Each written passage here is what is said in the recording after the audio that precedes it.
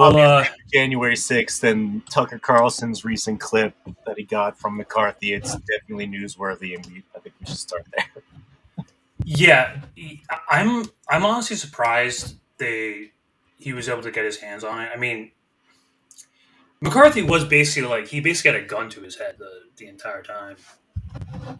I mean, I figured. See, I'm so not paying attention to all the little politics and what's going on. I forgot that McCarthy was speaker now, so I was like, after I realized that he gave it away, he was the one that gave it to Tucker. I'm like, oh, that makes sense. Of course, he gets something. But do you think he's like the Trumper kind, or do you think he's like more of like the Jeb Bush kind of Republican? McCarthy? Yeah, I think he was just being a partisan. He's probably just your standard like Mitt Romney kind of guy, right? Yeah, I mean, or more like Manchin maybe.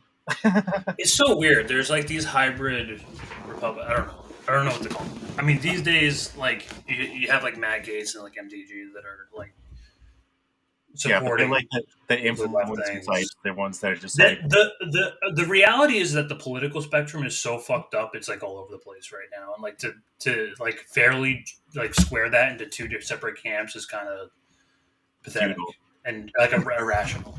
But let's get watching this. We'll full screen this. Listen to his wisdom, but they're liars. And above all, this video proves it. Here's another installment. One of the enduring mysteries of January 6th is the role that intelligence and law enforcement agencies played in the events of that day. We know there was some number of undercover federal agents in the crowd at the Capitol. Officials have since admitted that under oath. But what exactly were they doing there? The January 6th committee worked hard to hide the answer to that question. We do know from contemporaneous video that a mysterious figure called Ray Epps encouraged the crowd to go into the Capitol. For some reason, Epps has never been indicted for that. But there's no question he did it. We need to go into the Capitol! Under public pressure, the January 6th committee finally interviewed Ray Epps. Epps told the committee that he never entered the Capitol and therefore never committed a crime. His text messages showed that at 2:12 p.m., he boasted to his nephew that he had, quote, orchestrated the protests at the Capitol. He admitted he helped get people there. Yet, curiously, congressional Democrats consider Ray Epps an ally, not an insurrectionist. Tonight we can tell you that at the very least, Ray Epps lied in his sworn testimony to the January 6th committee. Epps testified that when he sent the text messages to his nephew, he had already left the Capitol grounds to return to his hotel room. That is not true. By the way, this guy was on the FBI watch list for 1 day. He was on the watch list. Once you get taken, the only reason you get taken off of an FBI watch list is if you're dead or if you got caught. There's no other reason, or unless you're offended. There's no other reason. The surveillance footage we found shows that, in fact, Ray Epps remained at the Capitol for at least another half an hour. You're seeing that on your screen now. What was Epps doing there? We can't say, but we do know that he lied to investigators. The January 6th committee likely knew this too. Democrats had access to the same tape, yet they defended Ray Epps. No honest investigation would do that. But the point of the January 6th committee was never to investigate anything. The point was to stage a made-for-TV show trial. From the opening moments, the tone of the hearings was almost comically overheated and polemical. There is not a tragedy in American history that Democrats didn't liken to the protests of January 6th. I'm from a part of the country where people justify the actions of slavery, Ku Klux Klan, and lynching. How staged and fraudulent was the work of the January 6th committee? Democrats hired a Good Morning America producer called James Goldston to dramatize the footage they released. They even dubbed in audio to make the pictures more sensational, as in a docudrama. The networks carried it all live as if it were real. But Donald Trump was far from the only target. The enemy is within the House of Representatives. Within hours of January 6th, Democrats alleged a conspiracy. They claimed their Republican colleagues had helped to plan the breach of the Capitol building. It's worse. There was never any evidence this was true. Than Russiagate. No, dude, there's... I'll show a tweet later. None at all, yet it was widely repeated. Our colleagues are continuing to engage with white nationalist extremist groups, the most violent attack on the Capitol since the War of 1812. At one point, the January 6th committee publicly accused Republican Congressman Barry Laudermilk of Georgia of leading a reconnaissance mission through the Capitol building the day before. They were looking for some member of Congress that was involved in all this. The surveillance tape that we reviewed shows this story is a lie, and the Democrats on the committee knew it was a lie when they told it. The so-called reconnaissance mission Democrats alleged was nothing more than Congressman Laudermilk giving a guided tour to his constituents from Georgia, none of whom were, quote, insurrectionists. Laudermilk didn't even take the group inside the Capitol building. They walked through a congressional office building down the street. The FBI totally cleared them. The committee knew this before they actually made their accusations against me. They wanted to create this story that would, fit where they wanted the evidence to lead. Despite the video evidence they possessed proving it wasn't true, the committee included the lie in its final report. Protesters, it says dramatically, quote, took a tour of the Capitol with Representative Barry Laudermilk, during which he took pictures of hallways and staircases. If you read the final report, it was a manifesto. Like, let's be honest here for a second. Like, that's what this was. It was a free press tour. It was a free, taking around, walking around the Capitol, taking pictures, sitting on Nancy Pelosi's desk. That's all it was. And liberals freaked out. I remember exactly the day of. Against Donald Trump. That's all it was. When the committee wasn't accusing Republican office holders of planning riots on January 6th, it was accusing them of running away from those riots like cowards. In the case of Senator Josh Hawley of Missouri, the committee and their allies accused him of both. Josh Hawley is a To prove that Josh Hawley was a coward, the committee released video of him loping out of the building on the afternoon of January 6th with a police escort. The tape became a staple on social media. Democrats laughed with derision. Later, he runs so weird. That day, Senator Hawley fled. He runs like one of those like when you had to run the mile in high school, like one of the last kids. Yeah. After those protesters he helped to rile up stormed the Capitol. See for yourself. And I think it's funny. It's haha. It's so funny. Notice how these people have no sense of humanity when it comes to Republicans. They're the most vicious. And it's just a huge hive. They're all in unison. Ha ha ha ha. Everybody. It's the same thing. Yeah, they're programmed to it's a special programmed hatred. But. In fact, the surveillance footage we reviewed shows that famous clip was a sham, edited deceptively by the January 6th committee. The clip was propaganda, not evidence. The actual videotape shows that Hawley was one of many lawmakers being ushered out of the building by Capitol Hill police officers. All running like that? And in fact, Hawley was at the back of the pack. Running like politicians. The coward tape was a lie, one of many from the January 6th committee. One of many. One of many indeed. And let's remember, first reactions to this, right? Where were you, Chris, on January 6th? What were you doing that day? 2021.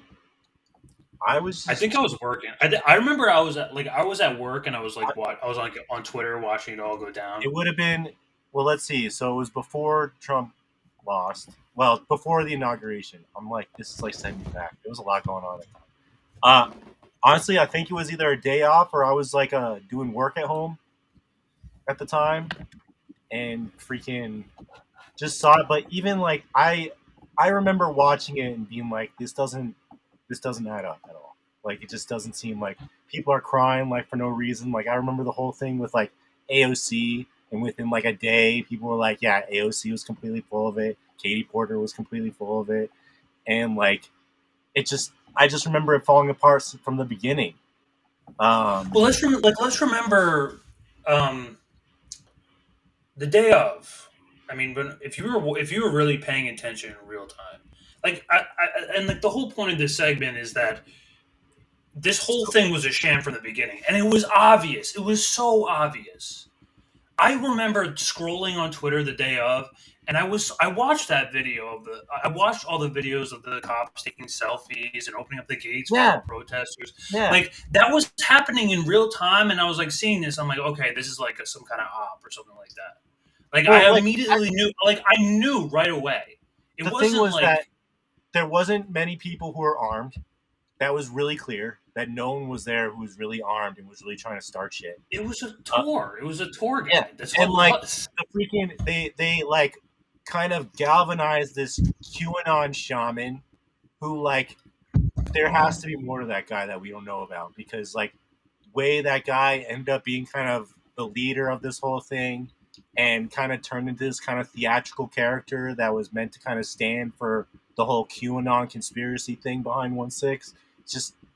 It's too much like a freaking theater production for some of these things. Like that, like I was gonna get to that, but I mean, I feel like what they saw him like dressed ridiculous with the Viking hat and everything like that. Yeah. And I think they picked him out of the crowd and they were like, okay, this is our guy. This is So our you guy. don't- Take him all around. I think he was there. So like they put him in prison for 4 years. That's not a light sentence. But at this point, they're gonna have to get him out, right? Like, somebody's gonna have to freaking. I mean, I don't know. I mean, it seems like Congress is pretty, set on this being Gung ho, I'm pretending that the video is not ever. real. Like, start with one delusional take. January 6th and 9/11, two of the worst days in American history. I would argue that January 6th was worse because the threat came from within. It is still clear it is present danger to the United States. I remember, I get offended, like, about when people compare it, because even if 1/6 had some degree of like actual insurrection, or there were people who are trying to do something crazy, it still doesn't compare to 9/11. Like 9/11, like 2 buildings went down. Like I remember very specifically that day. Like I remember everything about like what happened that day. My dad was in New York at the time. Like, dude, it was 3,600 people died. So like, man. So I just don't see how people can make that argument in good faith. Like, oh, it was my 9/11. Like, how old were you when 9/11 happened? Because anybody who's over the age of 15 when 9/11 happened can't possibly. I was in first grade. So, Okay, so- I mean, I was just, I remember leaving the day early, and then when I went home, I was pissed because every channel had just the twin towers like going like crashing over and over again. And by the way, like, aren't you just like traumatizing an entire fucking generation of kids like that? By just like playing it over and over again on every channel. But at the same time, I'm sure like the people at the Pentagon were like, "Nah, keep that shit going, keep that shit going." Yeah, no, Come on, hands up! They'll be dying to join. Yeah. So let's see like a little bit of the meltdown here. Here's Ken Burns. Oh, this one's great. Saying, system, or we're literally going to die. We're literally going to die. To understand who we are, and are not inclusive. They're exclusive. They're narrowing the focus of what is and isn't American history. It's terrifying. It feels like a Soviet system, or the way the Nazis would build a Potemkin village. Tucker Carlson's doing the same thing with the footage from 1/6. It's just Tucker's literally Hitler. Writing of history at the most dangerous level. It's a huge threat to our republic. I'm doing, Don, DeSantis and others are doing. Yeah. So really, and I think like one of the biggest outcriers of this was Chuck Schumer, actually. Who, I mean, he had like a whole like stand hearing, arguing the January 6th Capitol attack was not a violent insurrection. Correct. By diving deep into the waters of conspiracy and who's the only person? First off, who's the only person? Thousands of hours of security footage. Ashley Babbitt. Ashley Babbitt. Who shot Ashley One person died. Yeah. One person died. Who did it? Can we make that clear? That there's very clearly like, and it was a cop. It was a fucking cop. It was a fucking cop that shot Ashley Babbitt.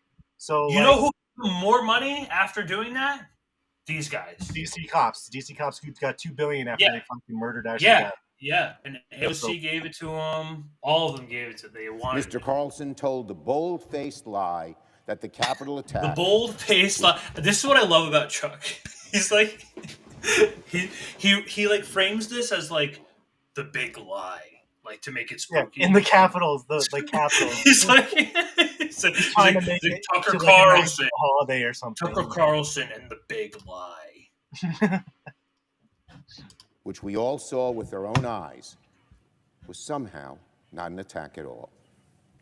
He tried to argue it was nothing more than a peaceful sightseeing tour. Can you imagine? A nonviolent demonstration. A perfectly fine and appropriate instance of people expressing their opinion. I, so many others who were here in the Capitol, and millions of Americans are just furious with Tucker Carlson and Kevin McCarthy today. Many of my staff were here at the Capitol on January 6th. Their lives were put... Yeah, I'm not going to hear this whole guy's spiel, but to really say, like, did you honestly see, was there heavy weaponry there? Dude, who had, I don't remember. Or any of these people are. I don't remember any footage. They might have, like, they're right-wingers, there could have been some there, but, like, the fact of the matter is that the only people I'm sure of that I saw guns on them were freaking cops, right? Yeah, and the only person who got shot was Ashley Babbitt. So, like, it's just I don't like you. They're just making an assumption because, like, one of the things Democrats do is like they try and turn like every single Republican or every single conservative or every single person into the same person. Like every single Republican carries guns. Every single one is a deranged Trump supporter, sort of thing. Like every single one is a neo-fascist. Like, yeah, that's part of the divide strategy. Mostly just that. So I mean, I'm 100% positive there are people with guns there, because like it's fucking America. You're allowed to have guns, but like it was not violent. Like I have this picture. One of the pictures I have in my head. You remember when the people were freaking climbing up the walls and shit? Like they were just goofing around. Like it was a shit show. Like in like the goofiest way possible. It was a giant shit show. That's all it was. And really, I don't believe that people aren't able to see the reality of that after seeing all this footage. And this is from 2023 of January, and January 6th was a heavily armed insurrection. Evidence continues that the numerous extremists that went armed with guns, tactical gear, and other weapons.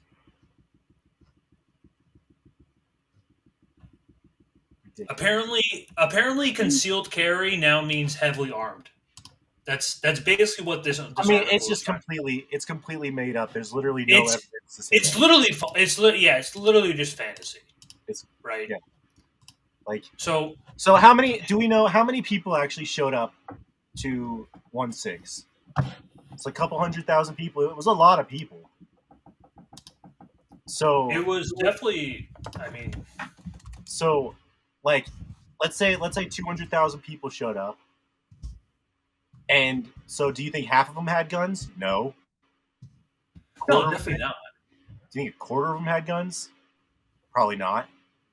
Like 1 out of 4 people you think had a gun at a Trump rally? So they only charged 1,000 people. I mean, only, which is kind of ridiculous. I don't think we'll ever get like a solid number of how many people are charged. Or yeah, ridiculous. Yeah. Other countries are definitely no. Other countries are not even. Yes, they don't even hate us. They think we're a fucking joke, and because that's what it is. It's pity at this point.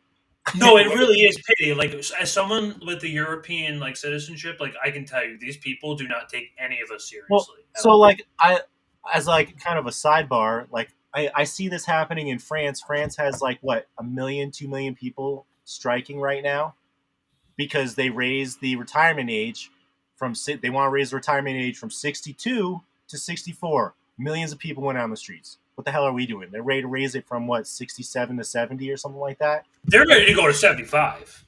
There's some people. No, I'm serious. There's like some Republicans in Congress right now that want to go up to 75. Yeah, they just want. They want us working till we're fucking dead. That's what it is. I mean, like just. Well, thanks. Well, honestly, thanks, guys. Thanks for electing the dude who desperately wanted to fucking cut Social Security and Medicare. Thank you so much. Really. I mean, I think it was going to happen anyway. Of course, our favorite. Welcome one and all in here, out there, all around the world to The Late Show. I'm your host, Stephen Colbert. You know, thanks in large part to the former president. There's a whole industry of people who make a good living trying to make you think you're insane. Well, I make a very good living reminding you that you're not. Now, you would think. Like, didn't he do the vaccine freaking You think that gaslight? Yeah, isn't his entire audience like masked? Or is that? I think I did see a clip like that where every single one was masked, and it was is just that like. Trevor Noah or is that Stephen Colbert? Yeah, no. I think in order to go to a Stephen Colbert show. I think it was a Jimmy Kimmel show that I saw where the audience had every single mask. Oh, you're right. No, it was Jimmy Kimmel.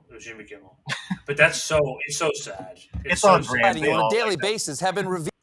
These people were great during Bush. I remember that. I remember Jon Stewart in the Bush days were great. That was amazing. And I was wondering actually yesterday if Jon Stewart is an example of the Mandela effect, where he became like an awful shitlib and we don't understand what happened. Maybe he's always been a shitlib and we just didn't get it at the time. You know, like, because he's fucking insufferable right now. Oh no, this is all like full of like liberal boomers. His entire audience. There's no like sort of like youth rebellion going on here anymore. Definitely not. No way. Field to be liars, say in multiple text messages and a $1.6 billion court filing by Dominion Voting Systems, they would pump the brakes. Okay, pause apparently, it for a second. Some people are just addicted to being dicks. So to be clear, Dominion Voting Systems, okay, Hillary Clinton funds that shit. Okay, like yeah, and like I'm not like super familiar with the problems behind that. He's straight up manufacturing consent. The fact that he went out of his way to mention Dominion voting in regards to 1/6 is just they all do it. I see it everywhere. That's like what is it? What is Dominion? Like, can you? Are you? Dominion is just like one of the huge voting. I know it's like a company, but it's like one of the machines that actually does the electronic vote counting. So when isn't there a company like literally called Shadow? So that's a different one because Shadow Pete, that was the app that they used during the Iowa caucuses. But okay, to go to Iowa or go to the Dominion really quick, Dominion is like. I think they're the machines that are used in all the battleground states, okay? So, like, the fact that, and Hillary Clinton was an investor of Dominion. So, to think that there isn't some sort of sketchy bullshit there, and, like, we don't need to go down that rabbit hole tonight, but they're, like, I believe that Trump probably won that shit, okay? And, like, they cheated pretty hard. Oh no, I'll continue after this, but like, just alone the fact that they censored the Hunter Biden laptop story, polls already show. Bro, 81 million people voted for Biden. 81 million people, the most ever, because of Trump. I mean, like the thing is like I don't have the evidence to say that, but the evidence I do have is that in polls. They measured whether or not the Hunter Biden laptop story, had they known during election season, would they change their vote to Trump? I think it was a hefty, significant chunk, like 61%. Yeah. Like it was enough to like sway it to the other side. So to say that they didn't steal it is like, I mean, whether they did through gaming the system or whether they did through propaganda, yeah, I guess they. Yeah, like however you want to do. I mean, it's stolen one way or the other. And what's also funny is that what's his name? The other guy who used to be on the Daily Show, who got his show on HBO, but he actually did a show on Dominion and how flawed it was. I can't. He does another late show. I forget what his name is on HBO. Can't think of his name right now. Not But- Trevor Noah, right? No. He kind of looks like freaking what's his name actually, but we'll come back to it. But it's just funny. I think I know who you're talking about. Yeah. He has the British accent. Yeah, he plays in. He's an actor too, right? Yeah, I just can't think of his name. But anyway, it's just so funny to me when they're doing Dominion because they're definitely shady. Case in point, Fox News host and toddler sucking on a dog turd, Tucker Carlson. Here's what happened. In order to become Speaker, Kevin McCarthy had to make a lot of stupid promises to a lot of awful people like Matt Gaetz. That's why I think he turned the video over, right? Like, is that a plausible? I John Oliver. 100%. As Speaker, he can do. Yes, John Oliver. Thank you, Yipper. That's exactly what I'm talking about.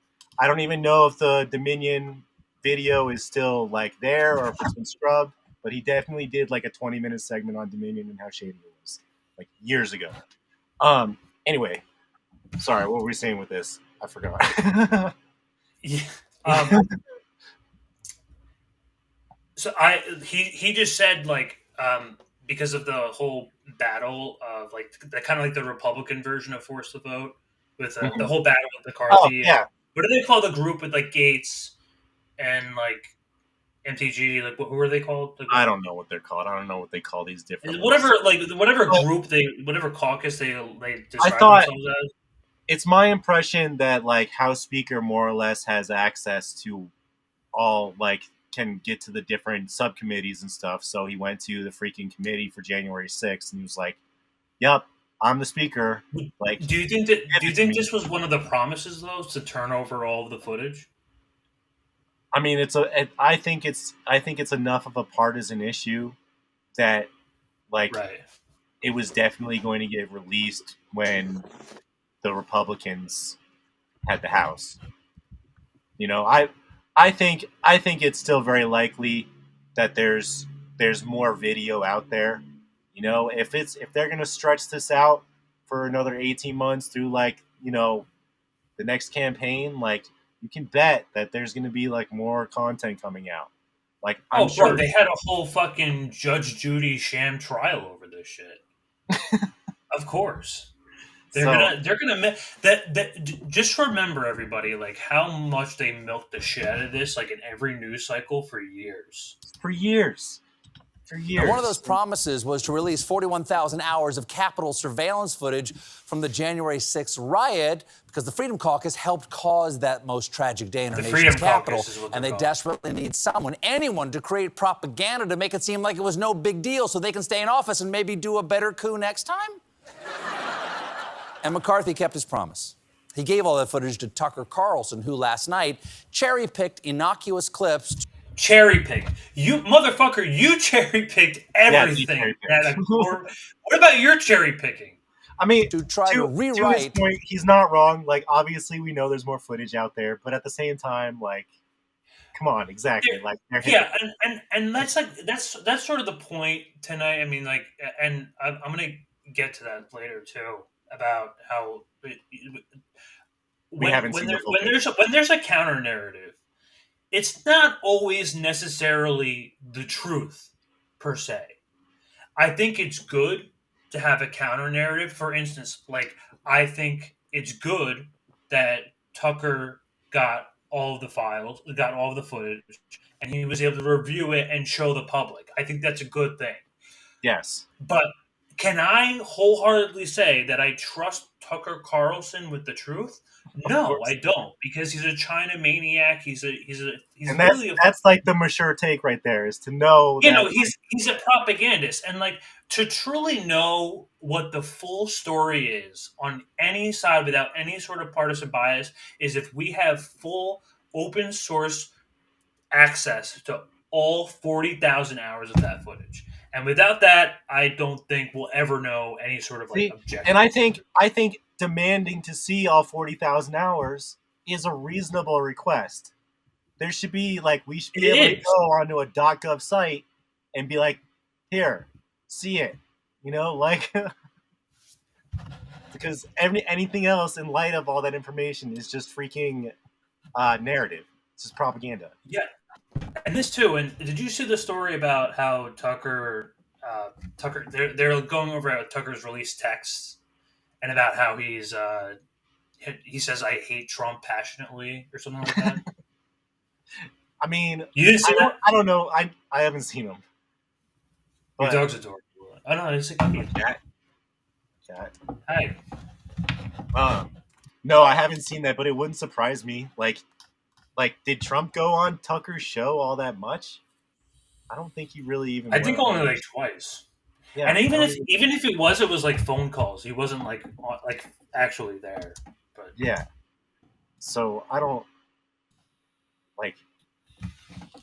I mean, Trump is just beside the point anyway with the whole story. Anyway, at this point, other than everybody's just deranged. But like 1/6 in itself doesn't really feel like yes, there was this kind of like stop the steal kind of thing going on, but like it didn't really feel like people were like going inside the Capitol and stuff to be like, we demand that Trump is president.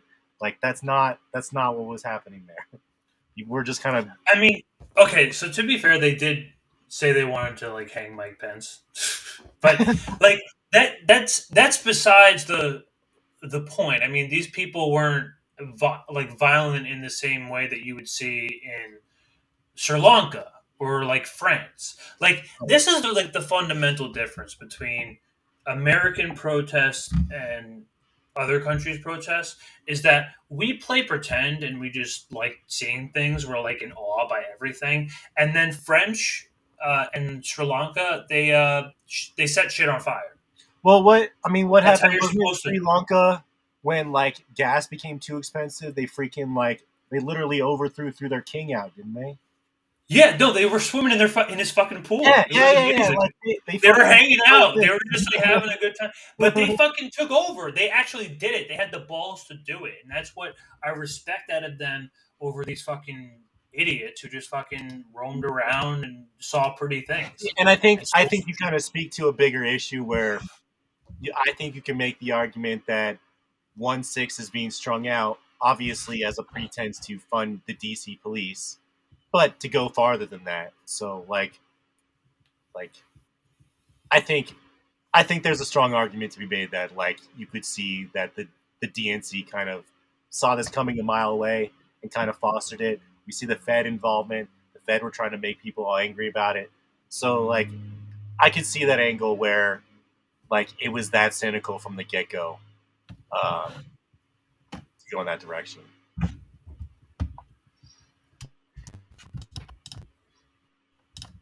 This keeps going now. So I think this might be done.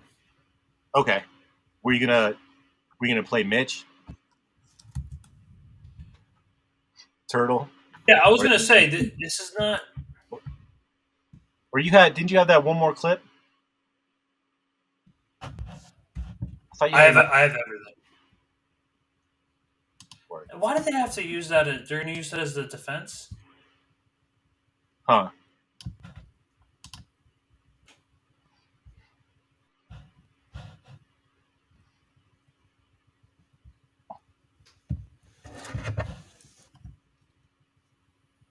Are you sharing the screen? Oh shit! I didn't even have that turned on. I just realized. From the January 6th committee that showed Senator Josh Hawley hauling ass. According to Tucker, that footage is deceptive. The actual videotape shows that Hawley was one of many lawmakers being ushered out of the building by Capitol Hill police officers. And in fact, Hawley was at the back of the pack. I stand corrected. Josh Hawley is not just some hypocritical coward. He's a hypocritical coward who runs slower than 70-year-olds. And may I remind you, just a couple. Yeah, I have some footage of. All right, that's enough for this scope. But yeah.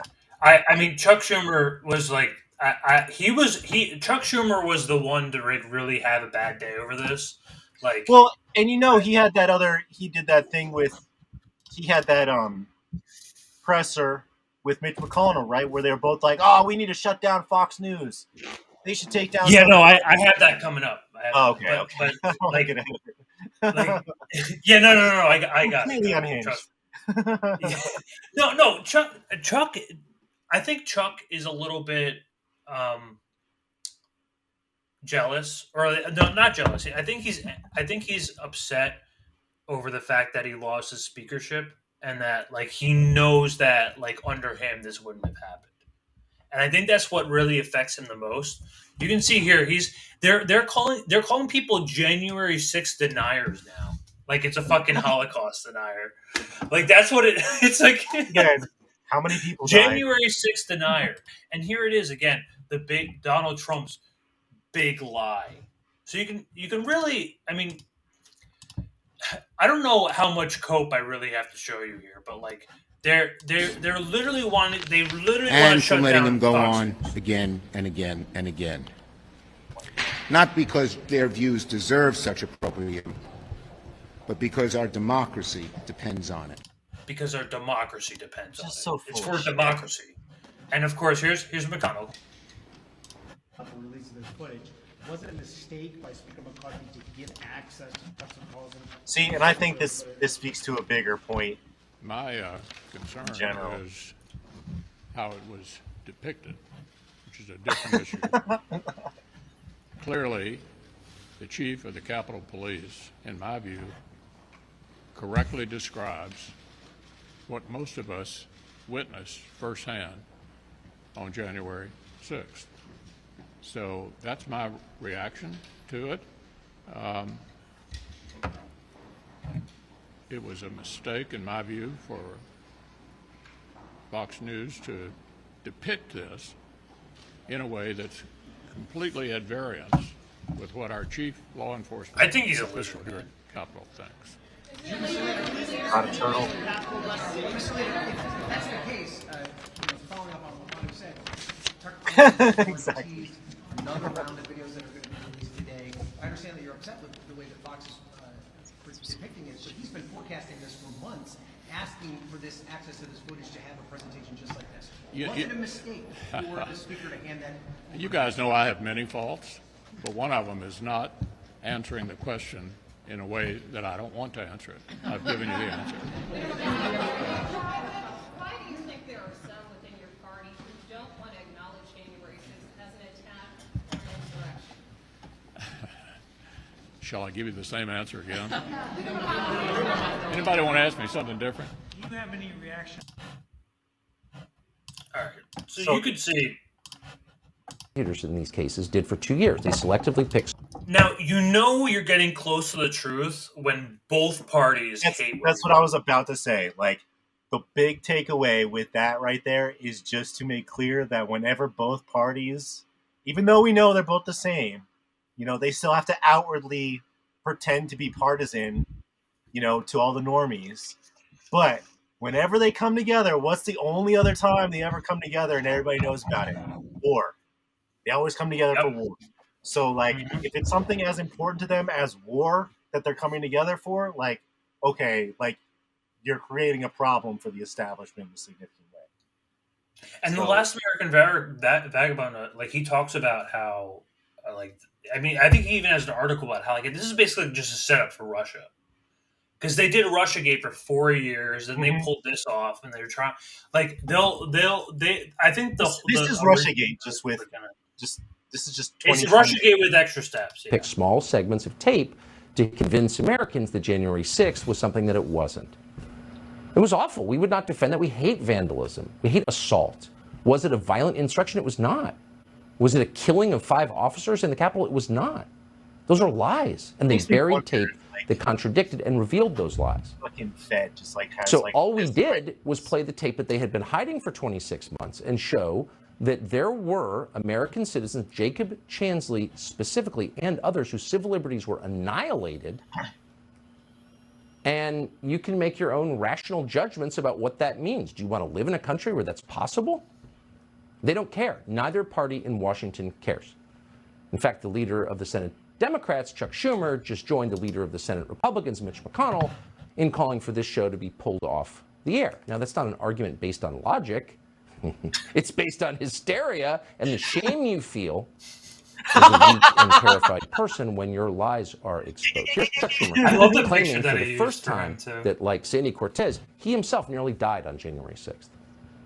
Tucker Carlson ran a lengthy segment last night arguing the January 6th Capitol attack was not a violent insurrection. An attempt to rewrite history and erode the very... To rewrite history. I can't believe these people. These It's are a the ones full rewriting Copian history. meltdown. They're the ones writing history right now. Anderson Cooper. I mean, this is fucking. This one's ridiculous. He's like a lib op. I think he's a DNC op. I think. Rewrite. Well, you know, he's being in that mob that day and not wetting his pants is hard to imagine. I mean, I find it hard to understand somebody who's never put himself in harm's way in any capacity for anyone else or on reporting a story, and yet has the audacity to try to rewrite history. I mean, that's what this is. It is an attempt to rewrite history on what is one of the most consequential, certainly one of the biggest events in American democracy.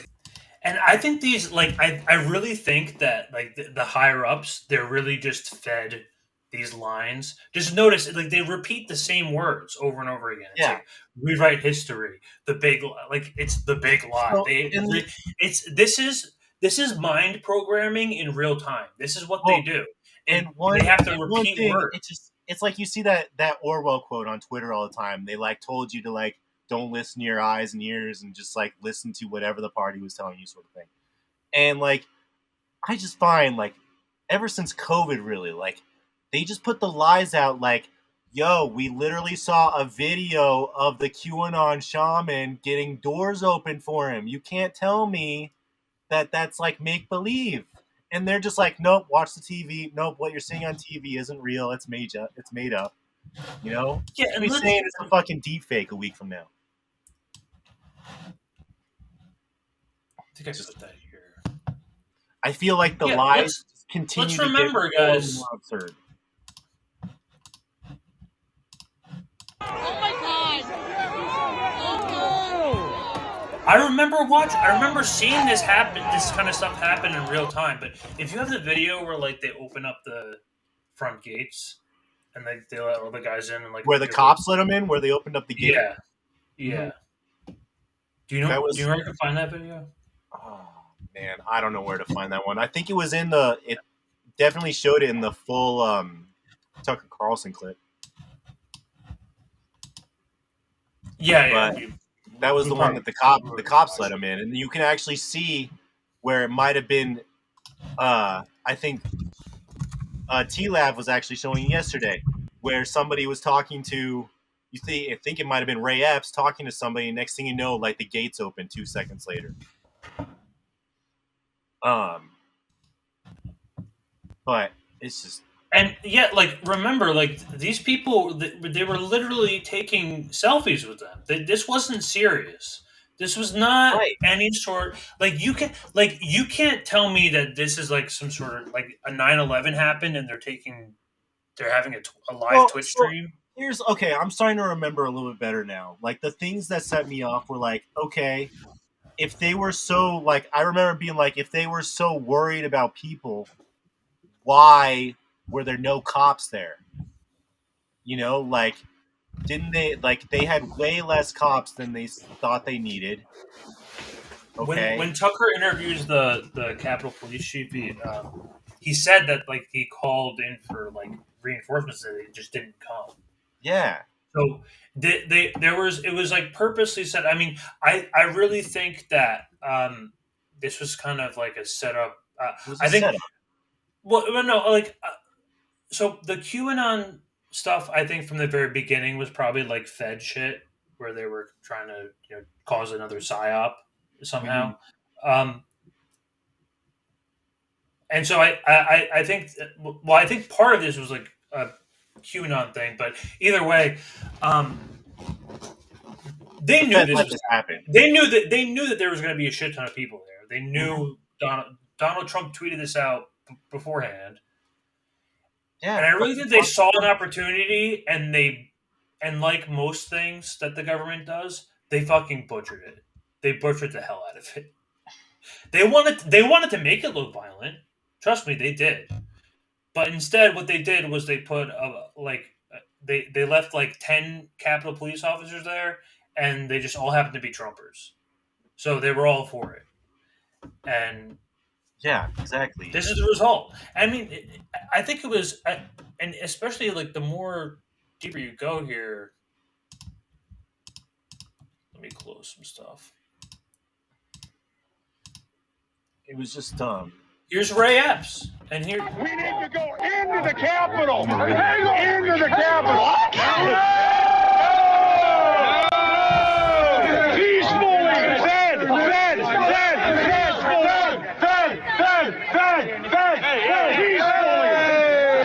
Okay, folks. Spread the word. As soon as the president's done speaking, we go to the Capitol. You're gonna tell me this guy. You're going to tell me this guy was not in any way involved in like the U.S. government? Like, at the bare minimum, a freaking, like, what do they call it? Saboteur? Like, obviously somebody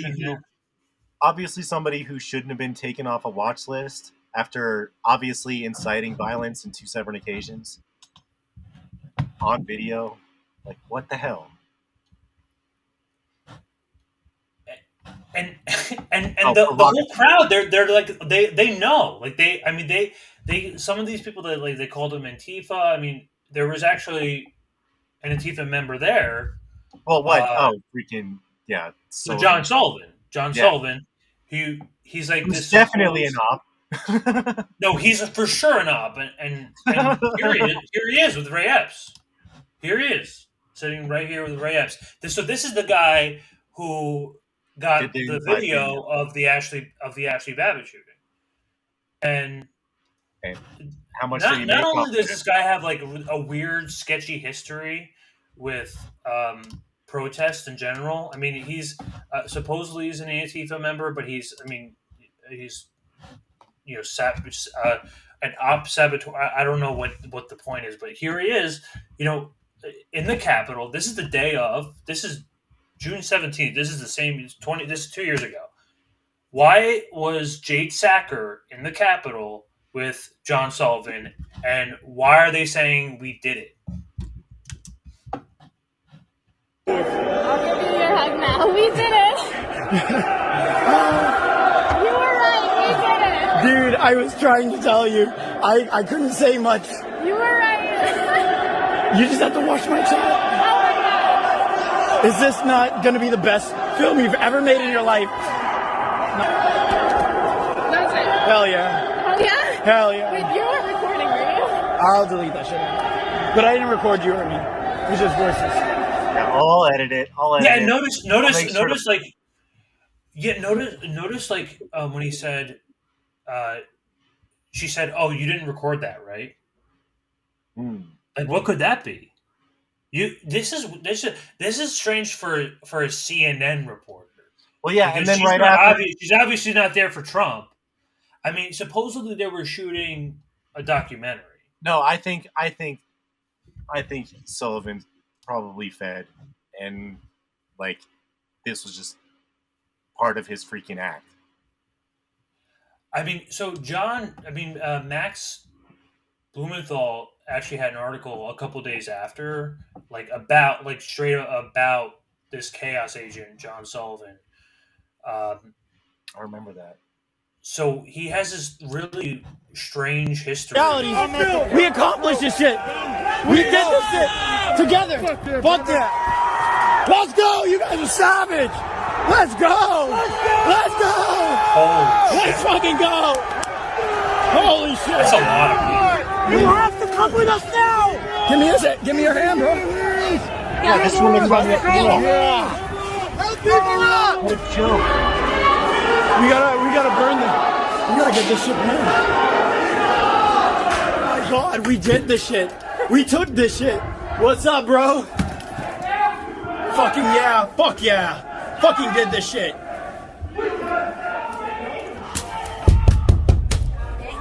was when they break the window. My bad. Well, they already broke the window, so, I didn't know I hit it that hard. No one got that on camera. Do not deface the statue. So not only does this guy have weird connections, I mean, he was immediately put on CNN. Here he is with neocon operative Oslo. I'm not sure. Yeah, wasn't he connected to BLM too? In some way, he seems to be involved in like several of these activist forces, but like different ones, which is why. Yeah, here's some BLM footage.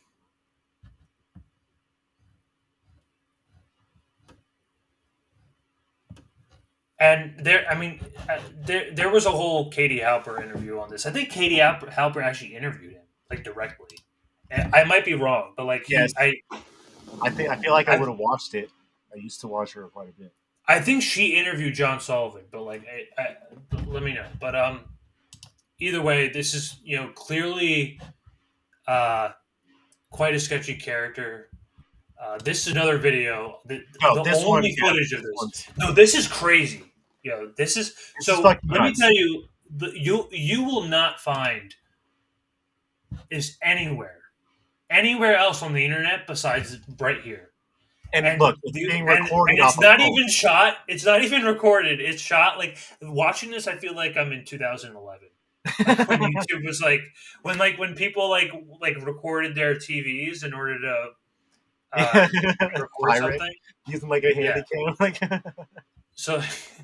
So like this that just happens to be the only way this. Yeah, it was scrubbed. Like here he is. He's saying that he's going to be in the. Just watch what he says here. It's a little. Wait, hold on. Yeah, I don't think they like it because it's a pretty good few-minute backstory on him. From OAN of all places, like. Yeah. On his arrest. John Earl Sullivan, who is a supporter of Antifa, he just looks like a fucking maniac. Dude, he's probably on drugs for sure. This after he was caught on video instigating violence on Capitol Hill and admitting that he posed as a Trump supporter during the demonstration on January 6th. I'm going to wear a Trump hat. I bought one today. I was wearing a Trump hat at the Trump rally during the daytime because I was like, nah, that's happening, bro. Resurfaced videos filmed by Sullivan himself. Appreciating it, bro. He was an active participant of clashes at the U.S. Capitol, and he even broke a window during the protest. The far-left activist also admits it's not the first time he posed as someone else. What's up, bro? Well, they already broke the window, so, I didn't know I hit it that hard. No one got that on camera. What reality is this? I mean, here's the thing: is like, how can somebody be involved in all these different things and just be acting independently? I don't. That's the thing. I don't see anybody doing that. So it's. I mean, that's what I'm saying. Like, what he's gonna just jump around? Oh, today I'm gonna pretend to be a Trump supporter. Like, sure, it's part of his like maybe that's part of his like thing because he does videography. But I don't know, man. I don't know. What was even crazier was the connection with the QAnon shaman and the Ukrainian guy. This is back from a couple days after the Capitol, and here is QAnon shaman. He's pictured here with Serhiy Dibin. I'm gonna fucking butcher that last name. I'm not even gonna bother. So he's apparently he's connected to Putin.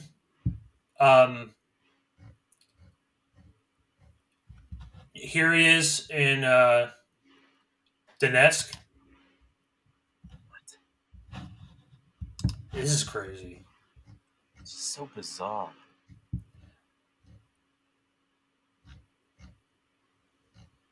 So this, I mean, clearly this was like kind of set up in order to kind of blame Russia. I mean, that picture's taken from the day, from January. This is from the day up. I mean, so it's really just a strange set of circumstances to like really fucking buy into any of this. It's like, wait, he's a TV guy. Wait, he is. I mean, so he's like Ukrainian establishment media. Yeah, so he's like the freaking. Yeah, so he's like the among the tales of intrigue from the January 6th is what a Ukrainian Serhiy, a member of neo-Nazi Ukrainian paramilitary, the right sector, are doing at the Capitol riots in Happy Snap and Jake the Shaman and Jelly. Right sector? But I thought I saw... The Russian-occupied Donetsk airport is a fugitive oligarch Firtash, but beneficially owned by Putin pal Medvedev, proving the dark hand of Russia was behind the Capitol riots. The Putin pundits contend Sergei. They use Ukraine supporting neo-Nazi who wanted on criminal charges in the pro-Russian Donbass region of the East Ukraine. And so what? I mean, does it have his rank? What? Does it have his rank? Like, was he just a meat shield? I mean, do they have ranks in the neo-Nazi paramilitary? Do they work like a regular national army? I mean, but wasn't that okay? I mean, I guess right sector was. Well, yeah, I guess you're right. I don't know. Either way, I mean, I don't think like we can like really confirm the like full identity of this guy, but what the hell? Clearly, like something was up. What the fuck was he doing here? What the fuck was he doing here? Please explain that. So some Ukro-Nazi was freaking. I don't know, man. It's freaking weird.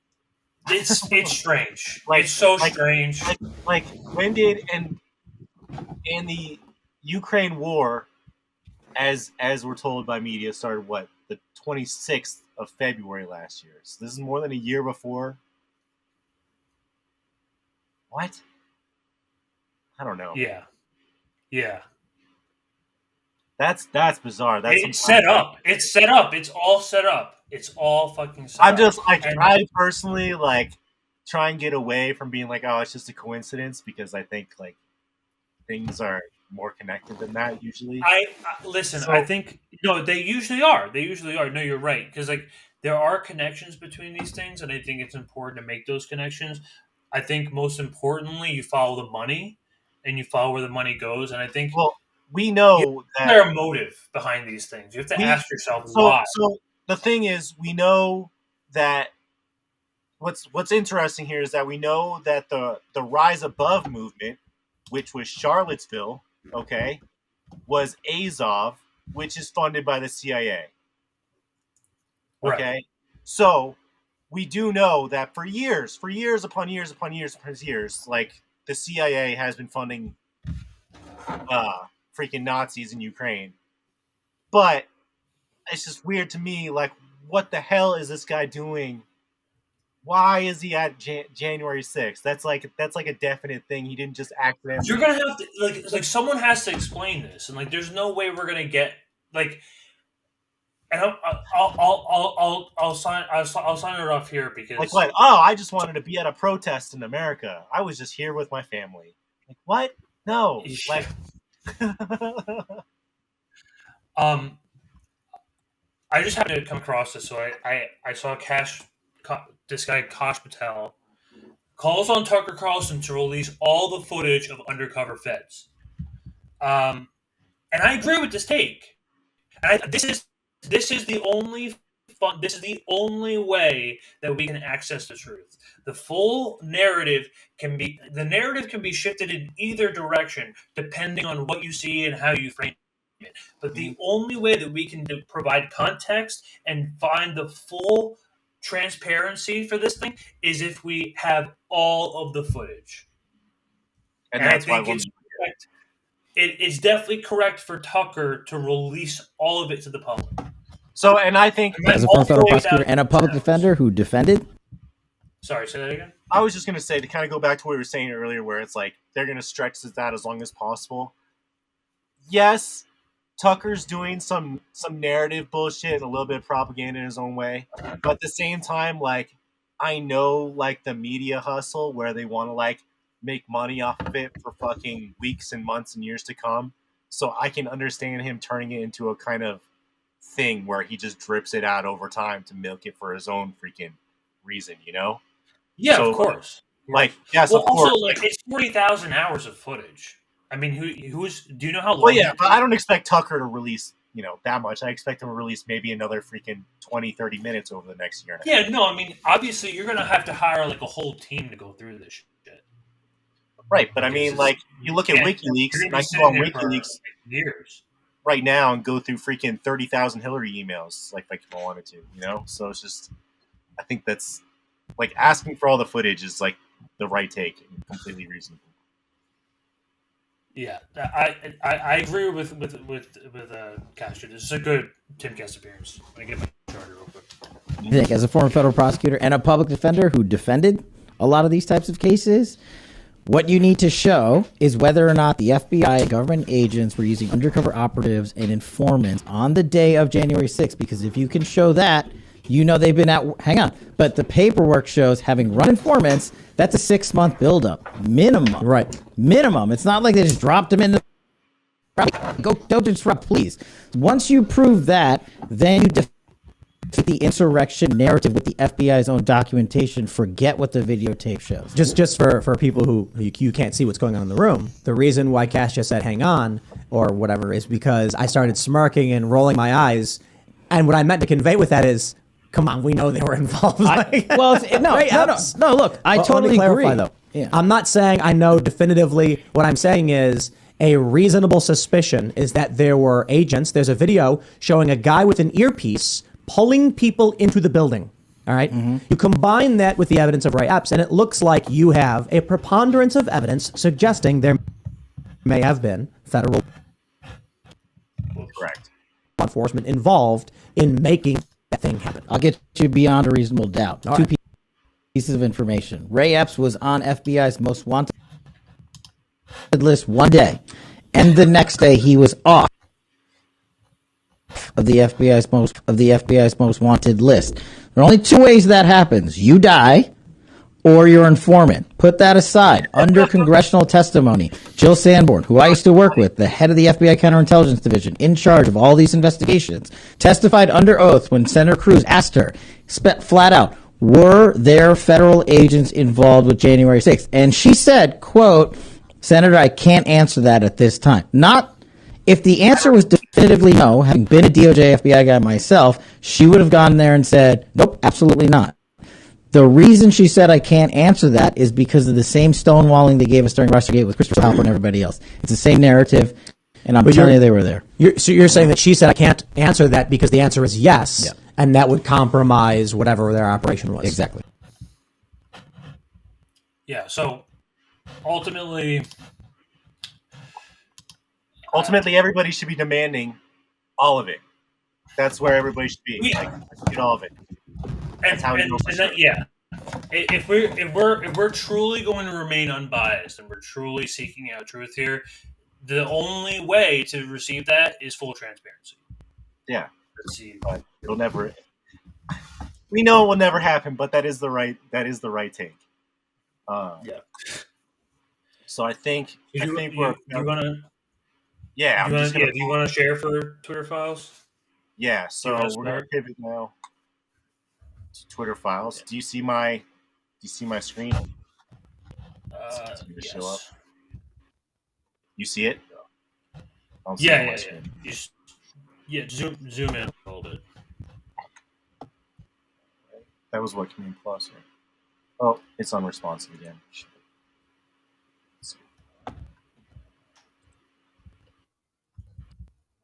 Is this just the original thread?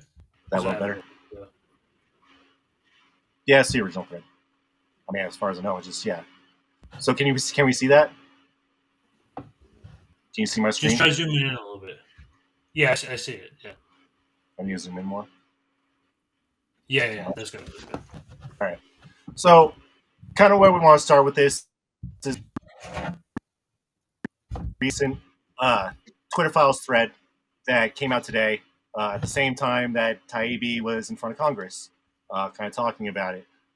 So my point tonight is not really getting the weeds with even necessarily this thread or his discussion with Congress, but kind of talk about how, we should be a little bit more skeptical and demand more, kind of going off with, where we finished the last segment, saying that, it's good to demand to be able to look at all of it, So going off of that, I just kind of want to take a look at the Twitter files. They're all basically the same, but I kind of want to present it in a way where, are we sure that we're looking at fact here, or are we looking at narrative here? So let's just start with looking at the Twitter files and kind of seeing kind of the layout of it to get an understanding of kind of my headspace and where I'm at with it. Can you still see it all right? You can still see it. Yeah, that's much better, actually. Okay. Yeah. So let me see. I can actually probably go out a little bit. All right. So the first thing I want to bring to people's attention is just look at it for a second. Does it look like a Cy Hirsch article about the Nord Stream getting blown up? Does it look like something you'd see on Gray Zone or Min Press or something like that? It doesn't. It looks like a BuzzFeed, right? Looks like a BuzzFeed. It's literally just screenshots. It's just screenshots. It's just screenshots. Whose idea was it? Whose idea was it to post a fucking article through a Twitter thread? Who thought that was a good idea? So my kind of theory on that is that because the Twitter files came out within 2 or 3 weeks after Elon Musk bought it, right? It was like a month. A month? All right, so a month. Yeah.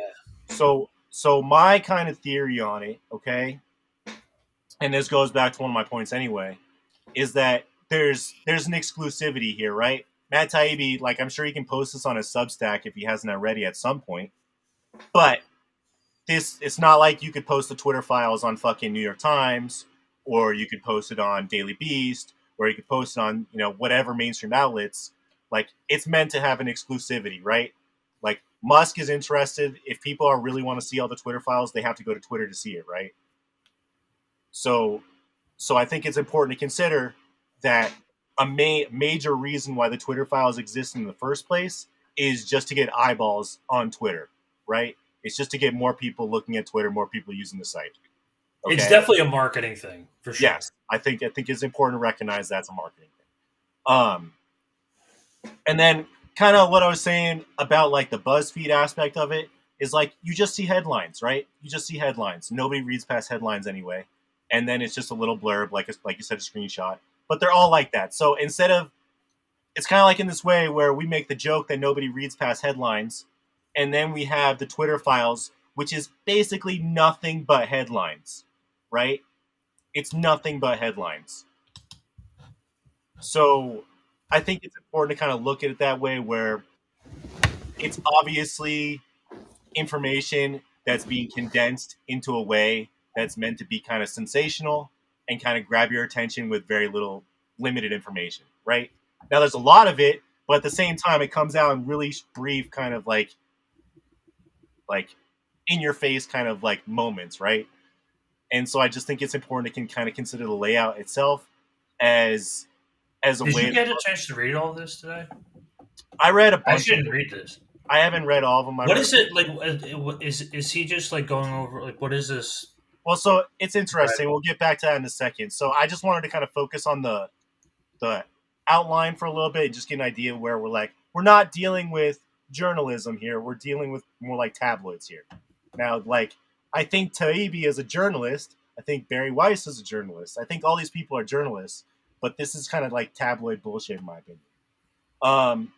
Beyond that, just to touch upon, I think it's, if you haven't heard the word, our listeners, if you haven't heard before, I would consider this kind of like a limited hangout, which is basically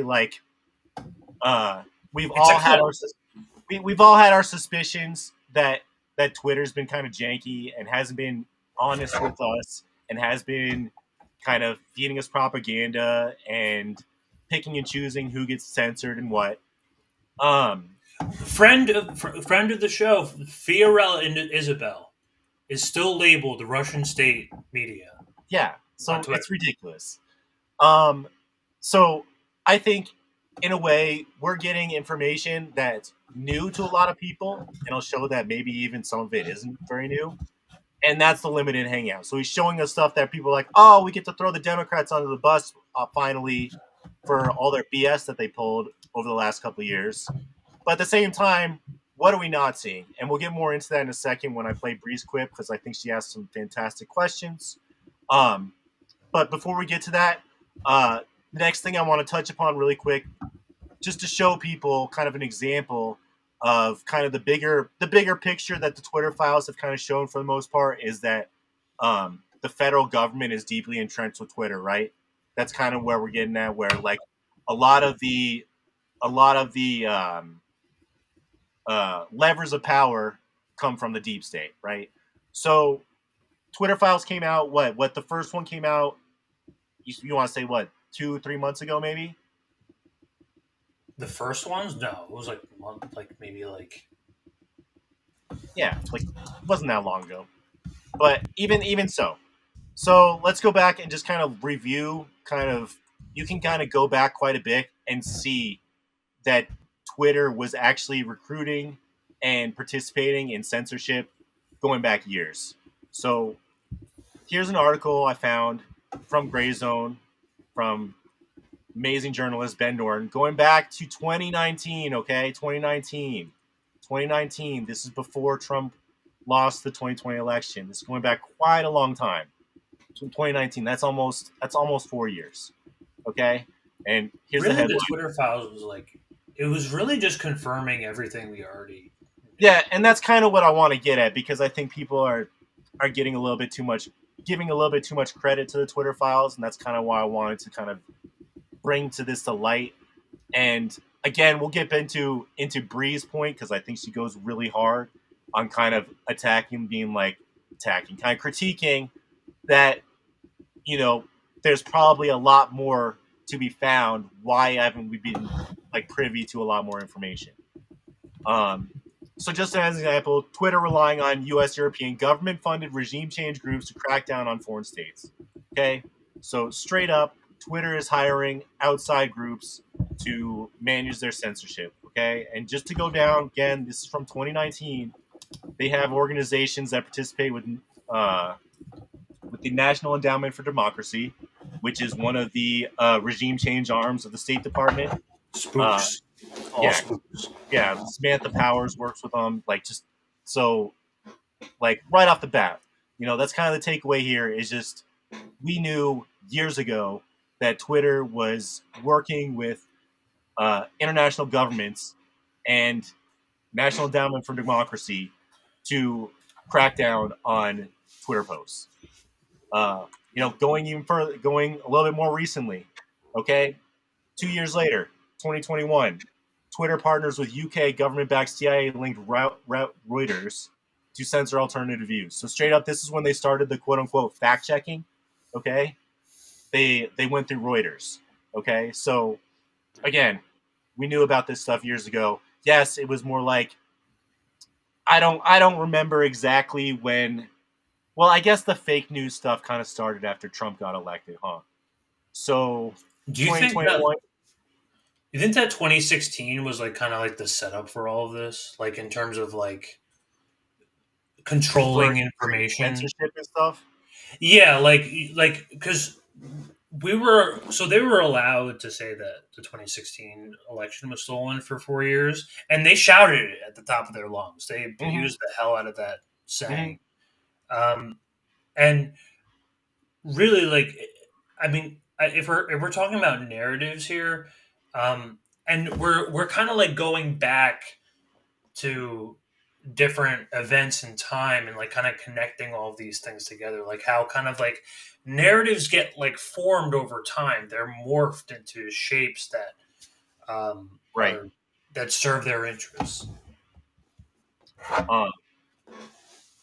Yeah, so I think maybe to be the most kind of charitable about it and give the most benefit of the doubt, I think that like Trump coming out and then them claiming that the election was stolen from them was more like an opportunity that they seized upon and were like, hell, this is a great time to start just seeing what we can do in terms of manufacturing consent and censoring people within really popular platforms.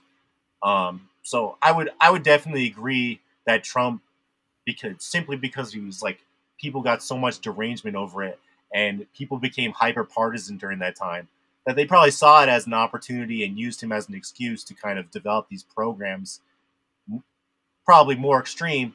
But to be honest, I haven't done a lot of investigating other than getting prepared for this show to see like maybe there's some stuff from Facebook going back fucking 2010. Oh yeah, for sure, dude. Working with the CIA. I honestly think that like the spooks were already there. Like basically, as soon as they got Facebook and Instagram and Twitter like on the reins, and like it was like a known cultural thing. I think they hopped on it like as soon as they could. I don't think this is like a recent thing. I think this like pretty goes back here. Right. I think they've been friendlies for way longer than any of us know. And then like so, but when did we? Okay, that's true. When did like Americans just get cool with it? You know, because like. And I think that's where like the Trump thing came in, because he would say fake news all the time, and so like that gave the Democratic establishment an excuse to be like, oh no, he's saying fake news, we got to be careful now, and kind of like gave people an excuse to kind of get on board with censorship in a way, you know? No, that was definitely a part of it. There was definitely a segment where Trump was the first president to like really challenge the media. I think like I don't think there was any other president that was like really like, if you see them on any of these cable news appearances, they're not like challenge, or they're not like even like referencing the media in a negative way.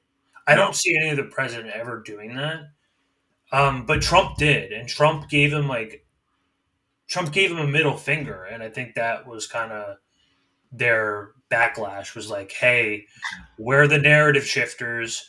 Yeah. You know, like, I guess watch your fucking place, buddy. That's like really what it was. Oh man, what's to say that if Trump had just kept his fucking mouth shut, maybe we wouldn't be censored so bad. Dude, the video with where he's talking about stealing Syria's oil, I can't get over it. I can't. Which one? Oh, where he's on CNN and he's like, we're there for oil. Minutes. He's like, no, we're there for the oil. We got the oil. We're stealing the oil. Oh, that's funny. And then to kind of just, I guess, wrap up, you know, some little backstory, just having, this one's a little bit more recent, but even this was also before the Twitter file. So this was like, what was it? 2022. It was like August 2022. But this is just Twitter hiring tons of Fed, just straight up Fed. You think they're just getting hired to just like be in middle management? Like, no, they're getting hired because of their connections, because of their security clearance, you know, because of their access. So, no, it's a game of magical chairs. They're all it's all cycling.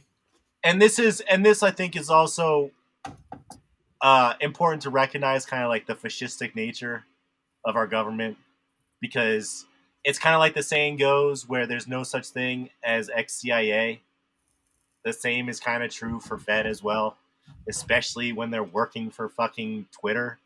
Like, I don't think you can go in and think, oh, like, this guy was a federal agent. Yeah, they're just going to, you know, push buttons on the mouse and develop web pages. No, that's not what they're doing. They're doing some fucking propaganda shit. They're probably freaking trying to game the algorithms in a certain way. Like, there's still kind of that, like well, really, the Patriot Act was kind of like the setup for all of this. Yes. I think it was like, from the very beginning, it was heavy monitoring, and that's like kind of where it starts. Absolutely. Like they're watching closely, and then as soon as they see something problematic is when they're going to. Well, it's like we can go back to the Snowden leaks, You know, did you watch any of that stuff when it was going on? Like after Occupy Yeah, I Wall watched the Street? documentary Like, and everything. yeah, like that shit was crazy. I was like really into that at the time, and so like, yeah, we've seen it kind of progress over time, and it's like now it's just kind of in our faces. Like, it's like the joke where MSNBC doesn't even hide the fact that they have CIA sitting there. They just say that they're ex-CIA. You know, I really think they like push the boundaries as much as they can. Like I think they like they push the boundary. I don't think you have any journalistic integrity when you're like, oh yeah, we're just gonna have freaking these guys who are paid to lie on behalf of the government come in and tell us what's going on in the Middle East. Yeah, yeah.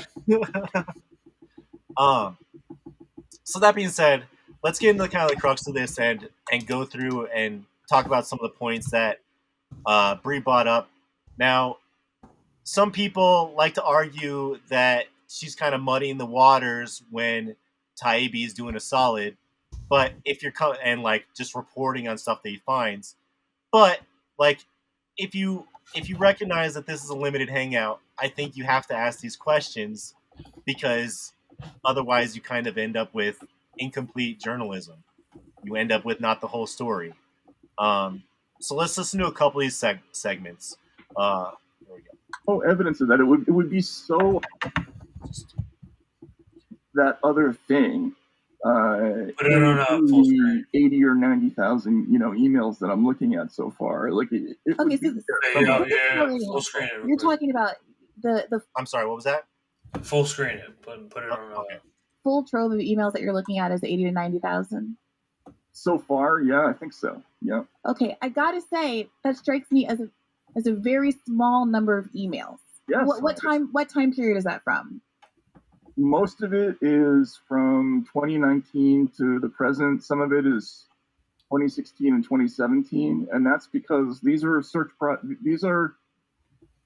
bespoke searches that I'm doing. I'm sending out the requests, and then I just get a pile of stuff back. There's that look where she's like, come on. I got you. Like, he is being kind of lucky move. It is like a little shady. I ultimately, like, I trust Matt Taibbi journalistically. Yes, but also at the same time, I'm curious how this whole thing got set up. Like, what do you think that conversation went like between Elon Musk and Matt Taibbi? And like, how does Elon Musk know of Matt Taibbi? Oh, I mean, he did Useful Idiots with Katie Halper. I think he did Rolling Stone. Oh yeah, but I mean, is Elon Musk really paying? Like, I mean, in my opinion, Elon Musk is politically inept. He's not a Republican. He's not a Democrat. He's just fucking retarded. So, like, sorry for our wording. I'm sorry, but that's just what the truth. I mean, yeah. So I think he tried to make a decent attempt to pick different indie people that were within, the little political box that most people know about. Because Taibbi, like, he's not a leftist. He calls himself a liberal. Like he's a liberal. Does he really? He has, like, recently? Yeah. I'm positive I've heard him say recently that he considers. No, I've heard him say that, but I'm not sure how recently he said that. But, so I think part of it is just he took like indie journalists, but at the same time, like, I don't think he picked anybody with. I mean, I guess I haven't. I mean, Lee Fong's kind of okay, but like, I feel like he kind of picked Barry Weiss. Why Barry Weiss? Probably because of her influence, right? Like, she sucks. She sucks, but she's an establishment journo. Yeah, I know, but why? So, like, what? No, but you have people, like, it's like a mix of characters. It's so, like, this is what's so strange to me, because it's like Matt Taibbi, and then you have Barry Weiss, and then you have Li Fang, and there's some other guy that, like, I honestly haven't heard about who did the COVID one. Yeah, there was a bunch of different ones, but So, like, what is Elon Musk's thought process when he's selecting these people? Like, how do you? I mean, do you think that maybe some kind of like Twitter associates just like tapped him on the shoulder and was like, "Why don't you ask this guy? Why don't you ask this guy?" I mean, I'm certain, yeah. And also, like, we know Elon Musk is on fucking Twitter all day, so like, Yeah, I for think sure. to a degree, like, he probably maybe he likes Taibbi's content, you know, like maybe he likes freaking Barry Weiss's content. I don't freaking know. Probably not actually, but like I think he probably took names that he saw come up on Twitter a lot as people to put out this content for obvious reasons, because like obviously Twitter power users are going to be like going to go for the familiar names, right? Taibbi's more familiar in Twitter than he is in like mainstream media, for instance. So I would say, like, out of everyone, Taibbi has been on record the most honest. I think he's been great for the most part. Let me play the rest of this really quick and see if there's anything more for this segment, and then I have a little bit more to speak to that. So give me 1 second. Over time is so fast. I've heard you make this argument before, but the way I don't know what software. I don't know anything about what they're using. But what do you think they're leaving? I mean, it could be theoretically, it could be stuff like privileged information. Even though I was told explicitly that I could have privileged information, and I have, and I've published lots of documents that say attorney-client communication privileged on them. Can you play that again? Like, go back and play that again. I'm curious about the privileged information. What is that? Yeah, what does that mean? Could be classified. Could be from. I mean, that's a good question, actually. It's not a federal, but it's not a fucking federal document. It wouldn't have been. It wouldn't have been something that would have been classified, right? I don't know. I would think that if he had access, I'm sure you're aware of like Elon Musk's like connections to the Pentagon, like Pentagon, SpaceX. This guy, he's a CIA, like 100%, 100% CIA, like connected for sure.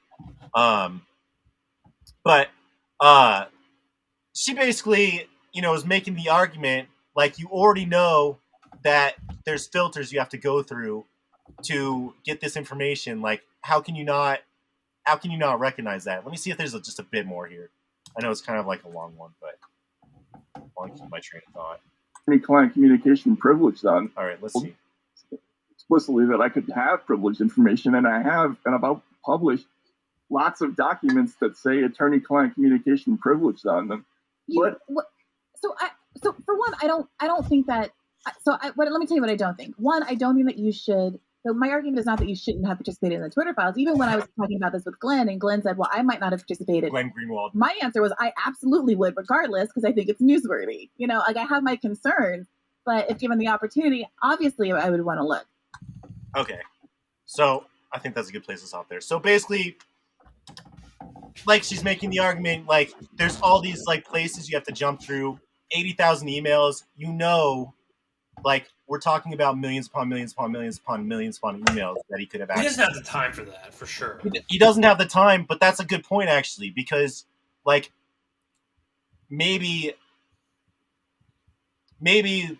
like they just picked these individual journalists so that they weren't able to bring a team to freaking go through freaking millions of emails. Yeah, I mean, I would wonder if like Matt was able to hire interns to go through all of this shit, because I doubt it. And like he kind of mentions that he only puts out so many queries and then gets it back from lawyers. Like I think it's pretty much, I get the impression it's basically just him, which obviously is not going to work. This whole setup is just strange. I just think it's important. I think it's important to recognize that, like, obviously, it's just a very narrow scope that he's created. Hey, if he wants to go through more, let's see this next one. So the reporting process that I guess I have to get into now, right? Like I have limited bites of the apple here. Like every time I make a request, that's work for a whole bunch of lawyers, and they have to do it quickly. And the number of times that I can ask for stuff is kind of finite. I don't know how long I'm going to have access to these documents. So if I start wasting searches on trying to find whether or not Donald Trump in a fit of pique one night, called up and asked something about Chrissy Teigen, rather than doing what I did do, which is search, every communication that I could find with Elvis Chan and every other FBI agent whose email address that I could find, and immediately focus on that and try immediately to get to the bigger story. This is how the process works. I'm trying to get to the bigger thing as quickly as I can. I'm not going to worry about Donald Trump's stupid request just because idiots at the New York Times and the Washington Post are going to whine about it if I don't. So I also wouldn't be prioritizing Donald Trump's request, but I think that's such an important. This is such an important acknowledgement here. It's useful for the public to know. I'm very interested to know that you feel like there is a limited number of requests you can make, and you don't know how many, but that you have to make internally. You have to prioritize searches, that there's not some sense that you can kind of comprehensively look forever, but you have to rank internally your own priorities, which obviously is your prerogative, and your priorities are yours and my priorities are mine. But what that does is it's an artificially imposed limitation that I think prevents anyone from making claims about what a full search in its entirety would actually yield, right? So for me, I also wouldn't be... Okay. So this is also a really good point, I think, because at first after watching this again, I think Taibbi isn't being forthcoming. I think he's 100%. I think he's bullshitting a little bit there. I'm trying to understand the process of all of this and why so wouldn't he... Here's my kind of cynical reading between the lines on it, is that I think that Taibbi, I'm just trying to go through the thought process. He's got whatever Twitter tool he has. Maybe he doesn't even have a Twitter tool. Maybe he literally just emails a lawyer a bunch of search requests. I don't know, but I remember seeing that one freaking Twitter files that kind of showed the different interface and stuff like that. So maybe he has some access, but so he fires off a bunch of queries, and then lawyers being lawyers are like, all right, we'll get back to you in 2 weeks. We'll get back to you in 3 weeks. Some bullshit, or we weren't able to do it today. We got a bunch of other stuff. Clearly, the lawyers, you think they're going to prioritize Taibbi doing a bunch of digging? No, they're not. They work for Elon, So that's it's important to think about that. And then, it's probably, it is probably purpose to serve Elon in some way. Oh, it's completely self-serving Elon, because like I said, it's on Twitter. It's the Twitter files. It's he handpicked all these journalists. The lawyers work for him, and it's just in regards to lost my train of thought a little bit. But how does I want to ask how does this affect his current relationship with the FBI and CIA? Because there's not a doubt in my mind that the FBI and CIA are still within Twitter. They're still and I think just having that consideration alone is enough to consider this as a limited hangout. Because if there's I would assume, okay, maybe poorly, maybe incorrectly, but I would assume that if Taibbi fires off some searches to some lawyers, those lawyers are going to talk to Fed. Or those lawyers are going to talk to whoever the handlers are at Twitter HQ, to be this one's okay, this one's not. So while Taibbi is saying, yeah, I still have access to privileged information, where's the privileged information that has the huge redacted bars on it? Where's the really juicy? Have we seen stuff like that? Yeah. You have limited access to stop saying Twitter censorship, only focus on right wingers. It's a pretty simple argument. I don't get why he put himself in that trap to appeal to right wingers. I think, and this kind of goes back to where I think Taibbi has blinders a little bit as far as being a liberal. Does he And, like- was he ever transparent about whether he was paid for this project? Or Well, I mean, and I'm glad that you said that because that was one of the points that I made, and I think that he's not being forthcoming about the fact that he's trying to make money, and he probably gets paid a commission per each thing that he puts out. I was gonna say there's probably a huge chunk of money behind. So let's think about this. Like if he has to put out one thing a month, and he's getting paid, whatever 5, 10, 20K, how much? I don't want to guess, but he's probably getting paid. It's Musk. It's probably a lot. It's probably a shitload. So if he has, and let's just exaggerate for a second. Let's imagine that Taibbi is getting freaking 20K per article, 30K per article. There are plenty of lefties in alone being censored, and we're not even talking about visibility filters. Exactly, and that's something that Bree touches upon, and I'll get to that towards the end, but 100%. And I think I'm glad that people in the audience are feeling kind of the same way, that clearly he's kind of like put himself into a very limited scope where he's more trying to, and this could also be because Elon Musk is like this anti-woke dude and was it's kind of like a branding thing now. It's sort of cringe. I mean, to be honest, like I thought from the very beginning that the Twitter files were kind of what do you call it, like a weather balloon to see if Twitter could be viable as a news platform. Okay. Like I thought, and think about it, he brought in long form. You on Twitter Blue, you can do like 4,000 word now. So, yeah, and there's a threading like option. I mean, like the tweet longer thing, but I think that might be a third party. Either way, there's ways to. I mean, people do the threads alone already, right? But I definitely think that part of the Twitter files, and obviously I think it's probably lost a lot of steam at this point. It was to see if he could generate revenue by turning this into some sort of more like exclusive news platform. So that's probably why he tested it out with a whole bunch of different journalists too. Yeah, probably to see how they would lay it out and all that stuff, but it just ends up looking like BuzzFeed. So, so let's see. I think I got a couple more clips here I want to go through. Oh, and I think this is going to be kind of answering something that some of the audience brought up. A second. I'm being judicious about what I ask for. Let's put it that way. But why? Because you feel like there's only so many requests that you can make? Maybe.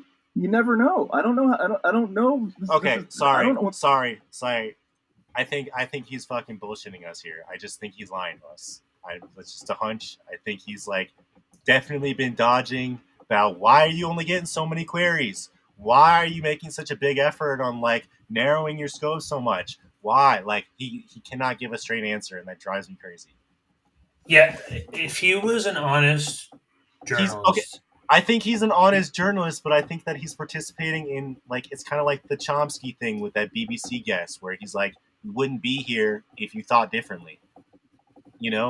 It's a little hive-mindy bullshit. I get that, but like, I mean, I think for the most part, as the moment that you lose your full transparency, the moment you stop being honest. Like, let's be real. Like, he's purposely hiding something for. So do we think of a self-serving game? Do we think Taibbi has? Oh, he probably had to sign a freaking NDA, but like he probably could have told, Brianna, hey, like I'm getting paid for this stuff. I got to put out one every month. I have a contract to put out one every month, one every 6 weeks. Like that's the way it works. I don't know why he couldn't say that unless Taibbi is a freelancer. He can negotiate the NDA if he really wanted to. If he was really looking to transport this into the public and like I mean, I guess you're right. The bottom line, but like you said, that Elon Musk money is probably pretty good right now. Yeah, no. The bottom line is like we're gonna lose all of the context. We're gonna lose everything surrounding it unless we see all of it. And so maybe that snippets. Just maybe little that's what snapshots. happened. Maybe he went up to people like Glenn Greenwald, and Glenn was like, no, I don't agree to your terms. That could be. I mean, maybe Glenn would have said something about that. I'm not sure, but I don't know. Don't quote me on that, but I feel like it's also something to think about. Like maybe these weren't like the number one journalists he wanted. You know? Yeah, maybe these weren't the best pick, Elon. But like, I don't really trust Elon for a lot of things. This is the billionaire who's posting like 9 shit gag posts memes and memes. on I his- blocked him. He like, shit posts all day long. That's all I had this to block him, motherfucker dude. does, I and had he to makes block him. billions of fucking dollars a year. I can't believe these guys. Like half these people, like Bill Gates, like they're just built out of nothing. They just steal shit. It's America. Like that's the where you know what America's number one thing is? Stealing. We love to steal a lot. I would agree with you there. From the company, I don't control the situation. I'm gonna play this back again. it's I need to very play this back again. expensive? I'm gonna start from the top of this. Yeah, I want to hear this again too. Just that you're being limited. That you feel like you can't ultimately make an unlimited number of search requests. See, I'm there's being lying. judicious about what I ask for. Let's put it that way. But why? Because you feel like there's only so many requests. That pause gives it away. Maybe. You never know. Lie. I don't know. I don't know. This is. I don't own the company. I don't He's getting control the defensive. He's situation. getting defensive. Were you told that it's very expensive and difficult to do these requests, so don't? Sorry, like I'm like 100% certain he's lying there.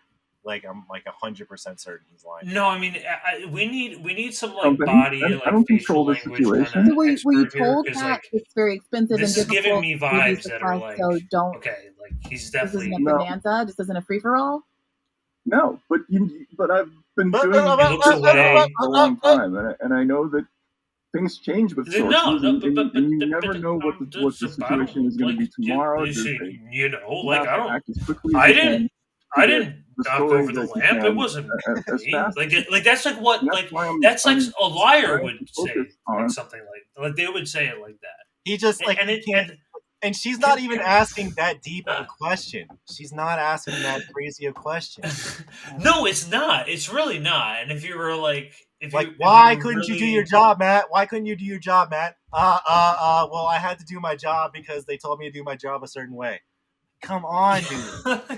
Like, just like he could. There had to be some way. I think he must be hiding it to a degree where it would actually hurt his own reputation. Where, like, there has to be something that he's able to say and he's not within the scope of this shitty NDA that he probably had to sign, where he could still just be like, yeah, I got to get paid and these were the terms, you know, like, but man, like I would rather hear him say like, yes, I'm a slave to capital and this is the terms that I had to do than him weaseling and just not being honest about it, you know? Yeah, this is like what this is like kind of like what I was like saying before, like how whenever we get into a certain like narrative, like or that the media shifts on us, and then as soon as we're given a counter narrative, it's like it's all better. Oh, that's it. Yeah, no, we can never rely on a counter narrative to be the whole entire truth. The only way we're going to get truth is the full transparency. A counter narrative, ironically, could actually just shift the a chosen narrative in just a different direction. It could be just as toxic, like ultimately, like nothing is useful and nothing is truly public unless it's open source and fully public. Correct. Sort of like and not screenshots. Like, I'm saying like the full logs, all the logs of the Slack messages, everything.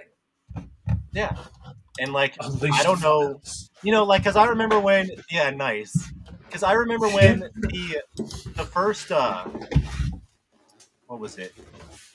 I don't know how they would release it. Like I've gone on WikiLeaks. I can see what it can get.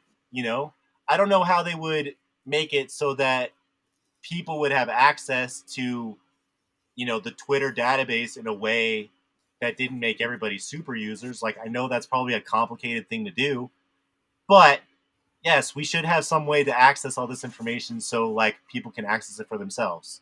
People can come up with their own conclusions. Yeah, for sure.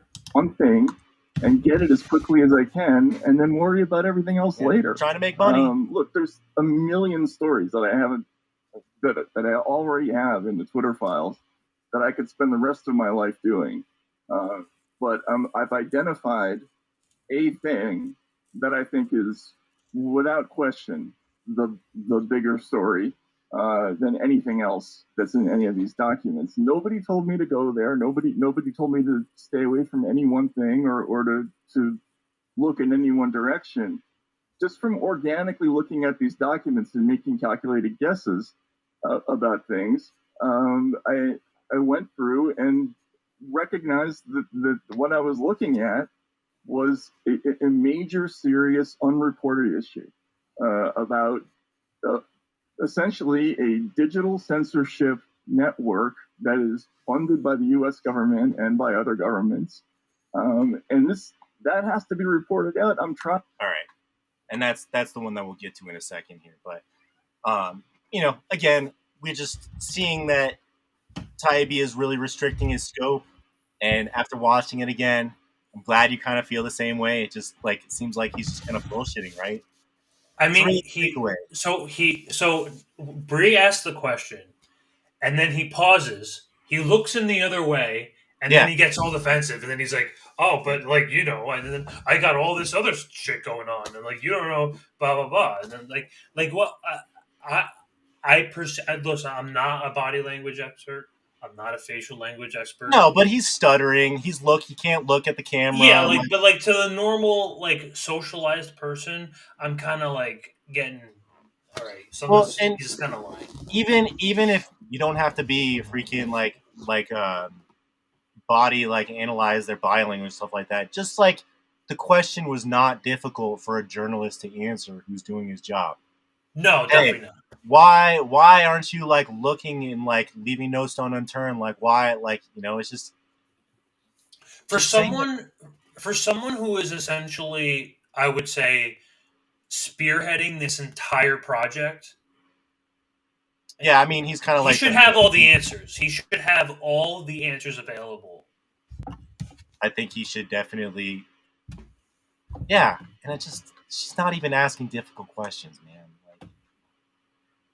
Just tell us that you need to make money. I would not be offended if he was like, "Yeah, I gotta make money. I got bills to pay." I would not be offended by that. I don't want to piss off Elon, man. I gotta make. Yeah, hey, I want this. Someone's gonna put food on the table. This cash cow is gonna last for the next 3 years. Just deal with it, okay? At least I'd be like, all right, well, at least he's honest. And also, when this first came out, did we ever think that anything was gonna come out of this? Do we think that we're gonna get the CIA out of Twitter? Do we think that we're gonna get the FBI out of Twitter? Do we think that we're gonna? Do you think they're just gonna magically disappear? Do you think anything's gonna come out of this Congress hearing that Matt Taibbi spoke at today? Do you think anything's gonna happen? No. Do you think they're gonna leave Facebook and Instagram too? Do you think they're gonna stop spooking on Telegram and all of your whatever they can access? Well, and I mean, doing honey traps and CIA the very beginning, the Twitter files had a very specific focus of exposing the bullshit censorship that the Democrats were doing. There was a very specific purpose to kind of get back at the Democrats and the Fed. That was just they kicked Trump off. It was a total revenge thing against the Democrats to a large degree. And now that it's been stretched out, I don't know how many Twitter files have we had now? 20, 25? I don't know. Maybe not that many. I stopped paying attention. Yeah, I kind of stopped paying attention too. But people get so drawn by it, and that's what frustrates me. So that's I think Bree because they're starving. People are dying to hear something else because they're fed all this bullshit for years, and they know it's not the truth, and they're headed. So they just want some confirmation of the truth. People are dying for the truth. They're desperate for this. So once they get a sprinkle, just a little sprinkle of what the truth actually is, they go all crazy for it. That's how propagandized Americans are. It's bad. Yeah. So, I have one more clip to show from this, and I think it's the one that made my mouth drop. So we'll play this really quick. Sorry, I would love to get, but is that on Twitter? I don't know. I mean, I've certainly looked for it. Well, tell me more about looking for it. I mean, what kind of searches have been done to try to investigate what was going on at Twitter around some of the Bernie bot, Bernie bro narratives in 2016 and 2020? Let's just say that I've searched for anything involving the government and claims about Russia. And Bernie? No, not Bernie specifically, because Because why? I mean, I haven't done a search on Sanders. I haven't. I've done a search on Assange, but not much turns up. Like embarrassing. It's just not, that can't be embarrassing. It's not my priority to try to discern exactly what happened in the Nevada election. And I was looking for one thing. Like, for instance, I didn't go looking for the Hamilton 68 story. All right. Sorry. Why? How do you just see it's why? Like she's like, wait, what? Like, the first thing you would look up is Bernie 2016, like looking up all that shit, right? Like you can't possibly think. And do you have the turncoat Don tweet? Do I have what? Hold on.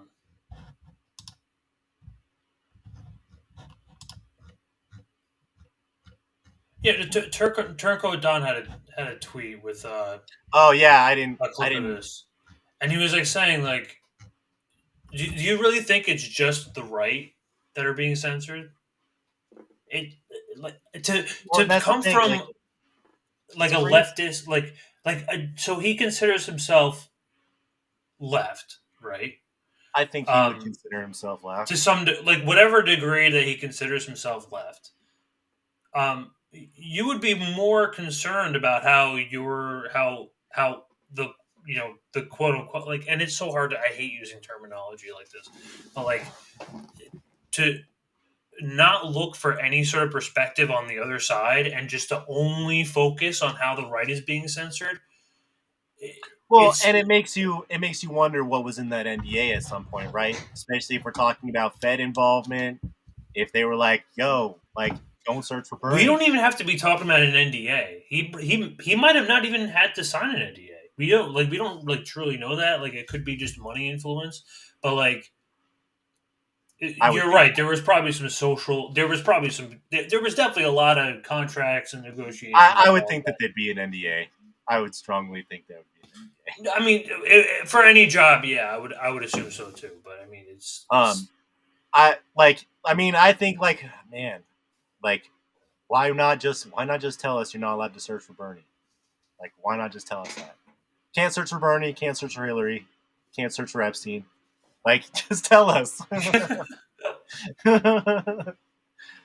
So it's just so disappointing. That last right there, I was like, how can you on earth be get this freaking thing laid out in front of you to do whatever you want, super user on Twitter, and it never occurs to you?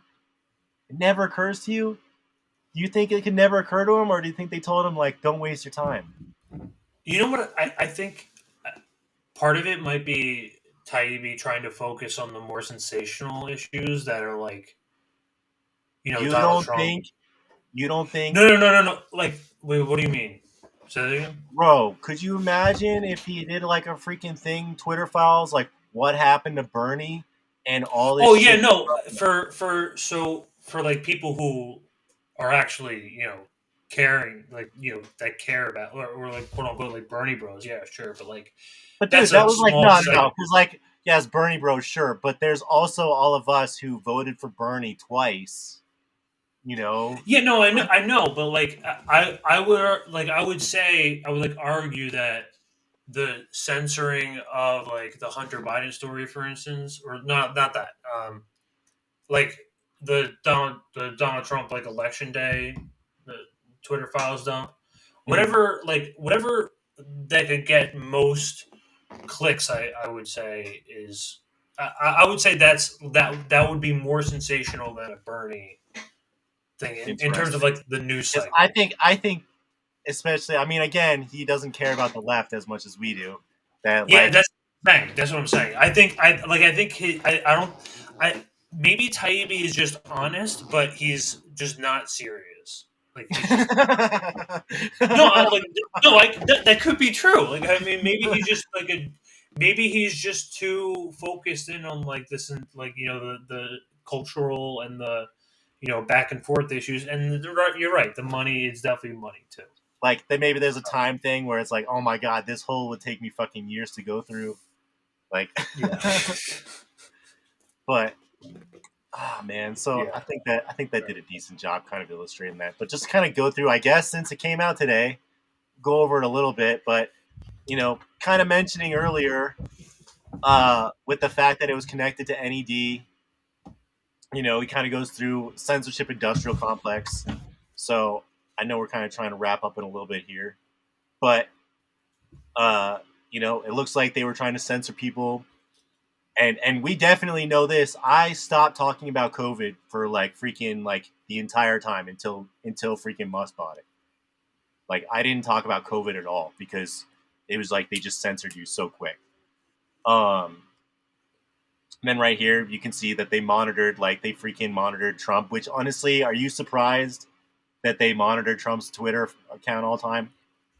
All of this is just confirming shit that was like circling around. I'm glad we can kind of like skim through this. Let's see.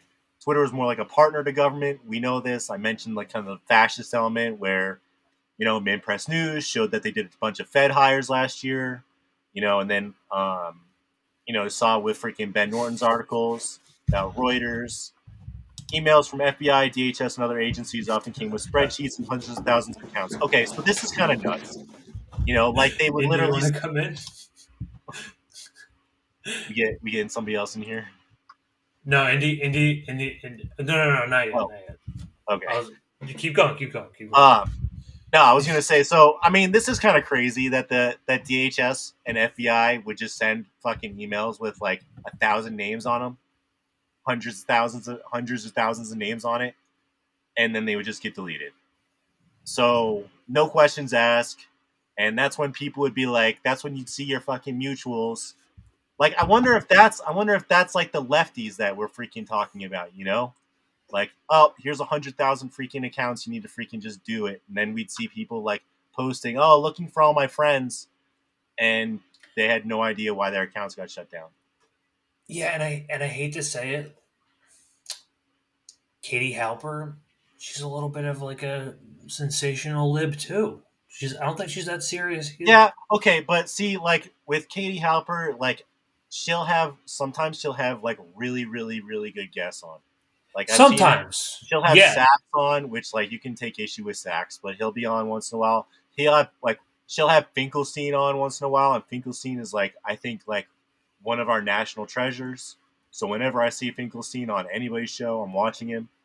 But yeah, I think she's well connected, and let's say she enjoys her access. I'll say that. I would agree with that. So this is more like bot oriented misinformation, like accounts urging people to vote the day after an election. Freaking stupid trolls. Disinfo list where evidence was less clear. This is 378 Iranian state-linked accounts. Iraq vet arrested for blogging about the war. So again, kind of like what we're saying, like we kind of knew this stuff was happening. This is obviously just like narrative control, Iranian state-linked accounts, but it includes an Iraq vet, so it's actually Americans. Truth Out, is Truth Out still down? Because I use that account once in a while. I go to their website though. I forgot about them. In some cases, State Report didn't even assert misinformation. Here's a list of YouTube videos flagged as anti-Ukrainian narratives. So you just tell them to freaking delete it. So let me see. Let me just look at this. Just like you said, man. Is anything coming out to you that sounds like anything we didn't kind of already know? I don't think there's national nothing endowment here for that I would propaganda. define as like important. This isn't like aside from breakthrough the stuff. censorship. It's like, No, yeah, definitely not. It's clarifying some stuff. It's showing, if you want to say evidence, we got some sweet freaking screenshots. You know, we can see that, you know, some We big can see all the faces. Great, cool. So, oh, nice. I know we're trying Cool to keep picture, around dude. 2 hours, but I wasn't trying to focus on his most recent discovery because I was doing this before this was actually, I was working on this before we were planning on putting this out anyway. But, you know, long story short, I think we can always keep talking about this too. Yeah, and I mean, as more of these things come up, we'll probably keep going into them and touch base. And like, hey, if Taibbi a month from now drops off some fire where he was like, look at what happened to all the lefties, look what happened to Bernie Sanders, like, I'll retract my position and be like, wow, maybe it's not all propaganda. And I'll be like, okay, what are they trying to say? But like, I can see that. I can get behind that position too. Yeah, like, you know, maybe Matt Taibbi, after having his Breonna Graham interview, is going to be like, they're onto something. Maybe I should put out some fire. That'd be great. But as it stands right now, it just seems like BuzzFeed. It's like BuzzFeed. Yeah. So, you know, I think, you know, you said you might have had some more clips or some more stuff to kind of fill out, but that's what I got for the Twitter files today. And, you know, as this propaganda kind of develops, we'll probably touch upon it again. And like I said, if he comes out with some fire, I will retract my opinion as it stands right now. It's all in the narrative, folks. It's all in the narrative. But and I don't like being cynical, but like, no, me neither. But like, I mean, if you're gonna be a truth seeker and we're like talking back down to like fundamentally the objective truth, you know, there needs to be, you know, pretty much the theme here, full transparency. Yeah. And I mean, guys, nobody here's ever been to WikiLeaks. You can download 30,000 freaking Hillary emails right now. Exactly. I want to see all of it, including the pizza stuff. It's all there. Have you never looked through them? It's all there. It's all there. Never looked through them? Dude, like, every once in a while, just look through that stuff because it's crazy. But I've heard on WikiLeaks the good stuff is like all the cables. During like the Iraq War and Afghanistan and stuff. Yeah. I gotta go through some of that. Yeah, it's fun. It's getting when Hillary's trending, I'll go on WikiLeaks just to like find some random email. You use a Control F and like look for like.